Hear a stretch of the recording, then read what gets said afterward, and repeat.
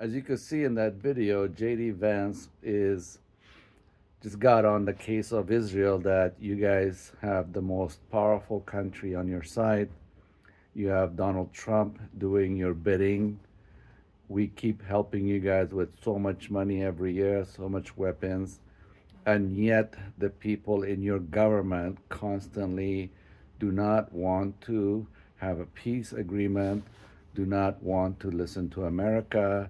You guys are a bunch of drunken sailor, do what you want, like teenagers. And I bet you Trump was pissed off about all this situation and told either Rubio or JD Vance, one of you need to go up there and say it like it is because these people don't listen. And I've been saying for a long time my views about the Israeli government. Most of the Hasidic Jews or the Jews themselves are nice people. I have Jewish friends, I have Jewish clients, and their views are different than the Israeli government. And the Israeli government is bent on destruction, they're bent on not having good neighbors, and they constantly blame it on those people attacking them. But if we actually really look down onto it, I bet you that most of the instigation is happening by the Israeli government, which is sad because for the last, 50, 60 years, there's no peace in there. People cannot just have normal lives. Your neighbors don't have normal lives. The Israelis don't have normal lives. And how long are these people are going to keep going at it? And another thing I have a problem with is how come all the American presidents, once they take office, they have to go to the Wailing Wall and pray? How come they don't go to a masjid, or they don't go to a church, or they don't go to a Hindu temple or a Buddhist temple, but they are forced to go and pray at the Wailing Wall? I mean, most of the presidents I know in America are not Jewish, so why do they step on their religion and go pray at another person's uh, Wailing Wall? I mean, that's anti.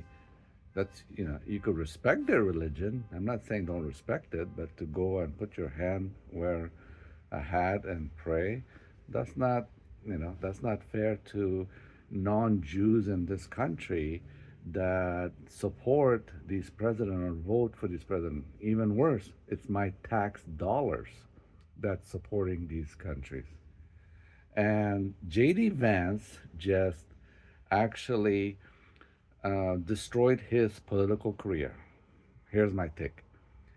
What he said to the Israeli prime minister or the Israeli cabinet is basically he committed political suicide.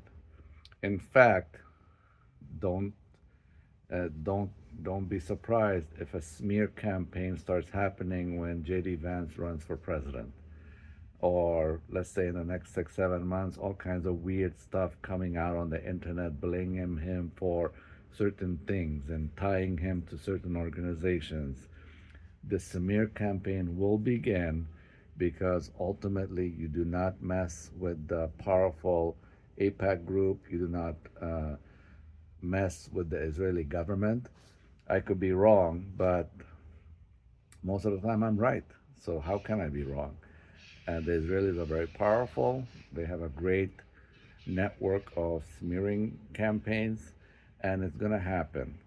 And unfortunately, JD Vance basically committed suicide by shouting, chastising, telling the Israeli government to do as we say or don't count on us. Basically, that's what he said. And another thing is that as soon as he said that, the their other secretary of security or whatever, came out and said for every Israeli woman that has a tear, there'll be thousands of Lebanese women that will have tears. They are bent on destruction. They are bent on violence. It's unfortunate because we are constantly reminded of the Holocaust, of what happened to the Israeli people, and yet they're doing the exact thing that they did not want to happen to them. It's unfortunate. It's better to make peace than constantly cause these wars. It's better to have a relationship than constantly have these wars. And J.D. Vance tried to remind them that, but unfortunately, J.D. Vance committed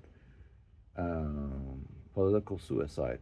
And I'm putting this down on video because when it does happen, I could reference to it and you could reference to it. And I could tell you that this is exactly what happened. Anyways, good talk. Let me know what you think. Give me a like, give me a subscribe. I love to hear from you. And let's hope for peace. Shalom, salam.